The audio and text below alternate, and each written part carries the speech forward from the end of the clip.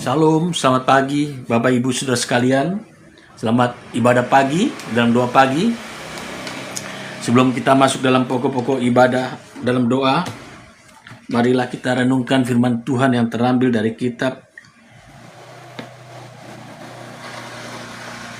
1 Korintus 15 ayat 1 sampai 3. Bapak Ibu Saudara sekalian, firman Tuhan di pagi yang indah hari ini terambil dari kitab 1 Korintus 15 ayat 1 sampai 3.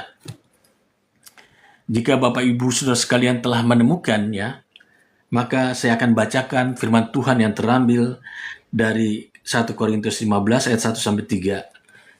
Demikianlah firman Tuhan. Kebangkitan Kristus.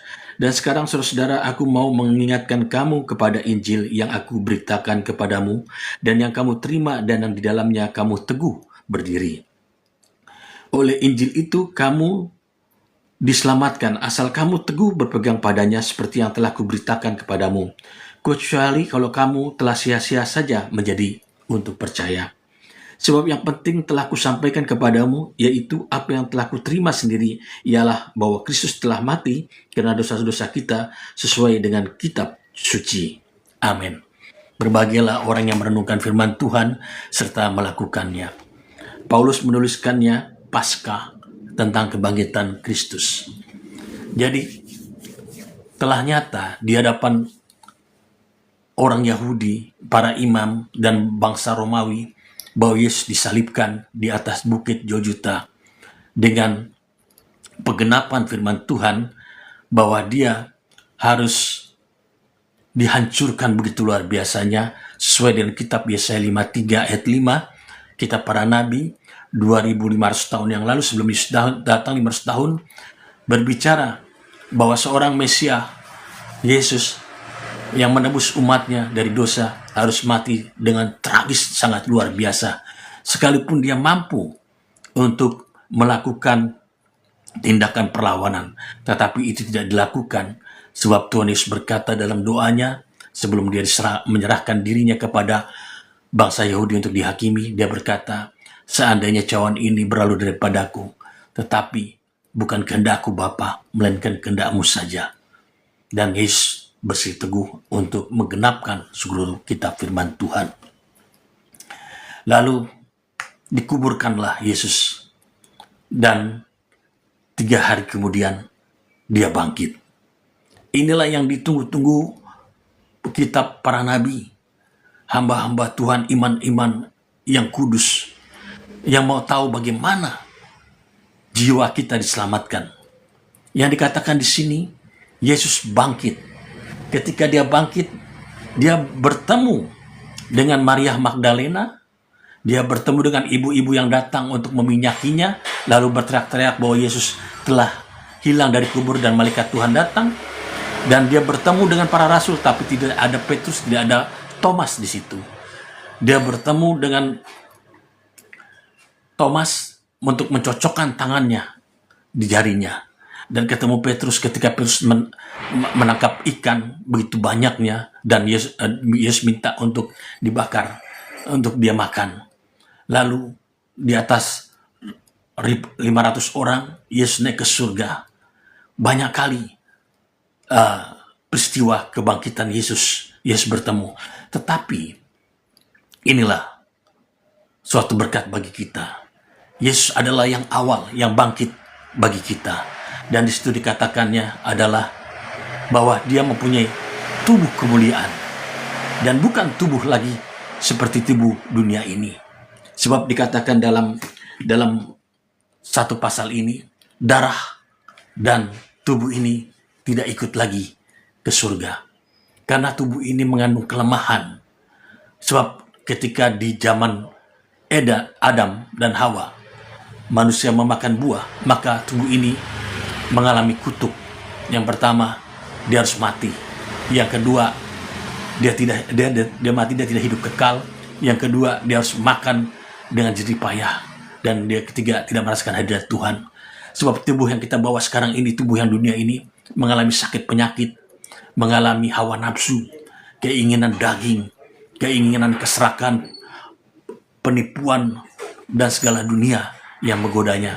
Walaupun Walaupun kita juga suka berdoa, tetapi Paulus mengatakan kadang-kadang kita juga harus jatuh lagi. Sebab begitu kita minta permohonan doa setiap hari, pengampunan kepada Tuhan. Nanti ketika kita mati, percaya kepada Yesus, kita akan memiliki tubuh kemuliaan. Tubuh kemuliaan surga dan tubuh kemuliaan dunia itu beda. Tubuh kemuliaan dunia, kita mengalami keringat, kesusahan, penderitaan, dan hawa nafsu. Tetapi tubuh kemuliaan surgawi tidak demikian. Sebab dalam sekejap dikatakan dalam pasal ini, sekejap saja kita diubah ketika kita menghembuskan napas terakhir. Lalu apa yang terjadi? Kita memiliki tubuh kemuliaan, tubuh surgawi. Dia tidak adalah sakit penyakit lagi. Sebab itu Tuhan Yesus berkata kepada kita, di surga itu tidak ada lagi kawin mengawinkan. Jangan sesat. Tetapi kita hidup seperti malaikat Tuhan. Kita penuh dengan kemuliaan. Kita tidak ada lagi sakit penyakit. Dan tidak ada lagi keinginan hawa nafsu. Inilah yang dikatakan bahwa tubuh dunia dan tubuh kemuliaan itu sangat berbeda. Di dalam ayat 44 dikatakan begini, Bapak Ibu sekalian. Akan saya bacakan ayat 44.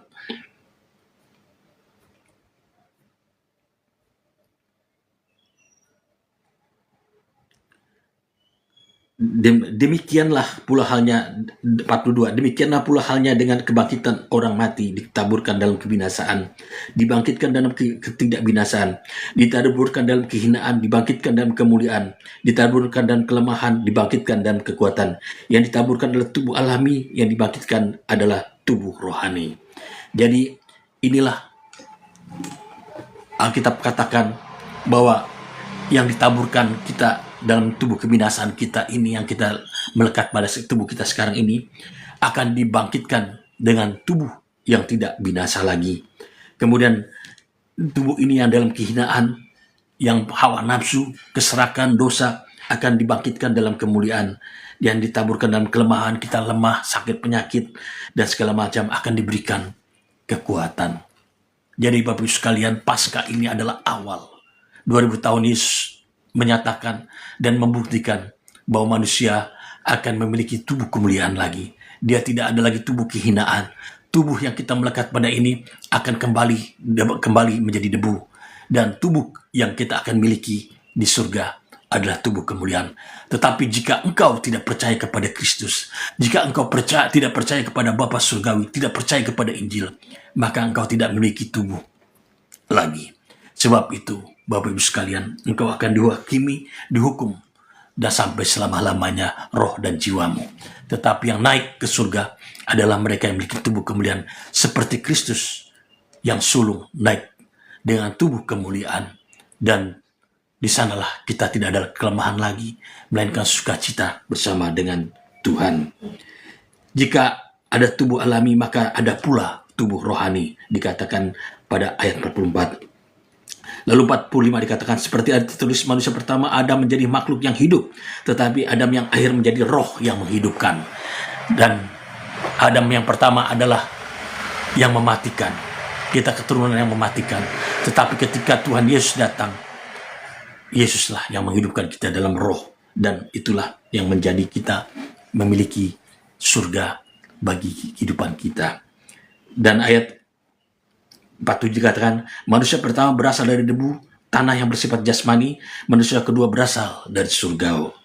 Makhluk alami sama dengan dia yang berasal dari debu, tanah, dan makhluk-makhluk surgawi sama dengan dia yang berasal dari surga. Jadi inilah perbedaannya.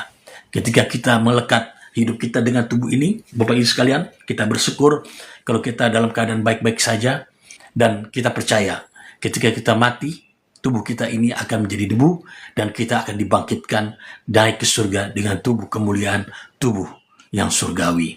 Dan tidak ada sakit penyakit, tidak ada lagi keinginan hawa nafsu, tidak ada lagi keinginan dunia, keserakahan. Maka kita akan percaya bahwa inilah yang dijanjikan oleh Tuhan sejak zaman purbakala 3000 tahun yang lalu, bahwa Tuhan akan memberikan kepada kita keselamatan jiwa. Ini yang dinantikan Musa, ini yang dinantikan Harun, ini yang dinantikan Yosua, ini yang dinantikan kita para nabi, Elia, Elisa, dan semua nabi tentang keselamatan jiwa yang diberikan Tuhan. Ya, tidak ada lain. Yesus telah membuktikan keselamatan jiwa. Dan ketika dia naik ke surga, dia utuh di hadapan banyak orang, ratusan orang, dan para murid dan para rasulnya melihat di bukit Zaitun bahwa Yesus naik ke surga dengan tubuh jasmani. Dan malaikat Tuhan berkata, "Hai orang Yudea, Yesus yang naik ke surga ini akan datang dan rupa yang sama seperti yang kau lihat saat ini." Jadi Bapak Ibu sekalian, Paskah memaknai kita bahwa kita ada harapan hari esok, ada kemuliaan bagi kita untuk di hari esok, ada tubuh kemuliaan bagi kita hari esok. Jadi engkau dan aku mendapat berkat dari Tuhan yang luar biasa ketika kita memperingati Paskah kebangkitan Yesus, bahwa kita yang hidup ini akan mati sekali dan bangkit dan naik ke surga dengan tubuh surgawi, bukan tubuh yang kita bawa yang sekarang ini, Bapak Ibu sekalian, tetapi tubuh surgawi. Tubuh yang sekarang ini dia akan mengalami kematian dan kembali akan jadi debu. Dan tubuh yang sekarang ini adalah tubuh kehinaan. Bagaimana kita seringkali melakukan dosa, kelakuan yang tidak bagus di mata Tuhan, melanggar, tetapi tubuh kemuliaan tidak ada lagi, dan tidak ada lagi hawa nafsu, dan tidak ada lagi hal-hal yang tidak baik di mata Tuhan. Dan inilah rahasianya dikatakan pada ayat 54. Dan sesudah yang dapat binasa ini mengenakan yang tidak dapat binasa, dan yang dapat mati mengenakan yang tidak dapat mati, maka akan genaplah firman Tuhan yang tertulis, maut telah ditelan dalam kemenangan. Hai maut, di manakah kemenanganmu? Hai maut, di manakah sengatmu? Yesus 2000 tahun yang lalu telah mengalahkan maut. Jadi Bapak Ibu sekalian, jika percaya kepada Yesus, maka kita memperoleh kehidupan tidak tergantung dari maut lagi, tidak tergantung dari kematian, melainkan kita memiliki hidup yang kekal dengan tubuh kemuliaan, dengan hati yang selalu melekat kepada Tuhan, bersekutu dengan Tuhan, dan di sana kita akan bertemu pencipta dengan yang diciptakan.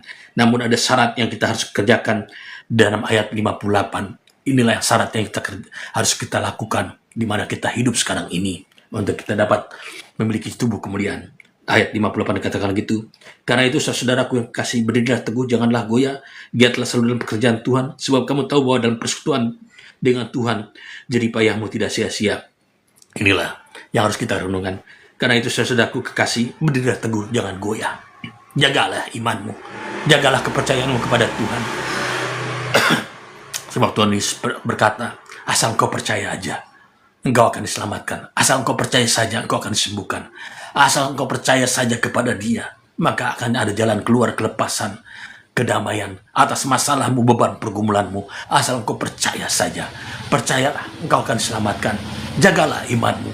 Paskah adalah momentum, makna yang tepat bagi kita, bahwa kita akan memiliki tubuh kemuliaan nanti, di mana kita tidak mengingini ke dunia lagi, keinginan daging, keinginan hawa nafsu, keinginan hal-hal yang tidak baik, tetapi keinginan selalu rindu bersama dengan Tuhan, memuji dan memuliakan, bersekutu dengan Dia.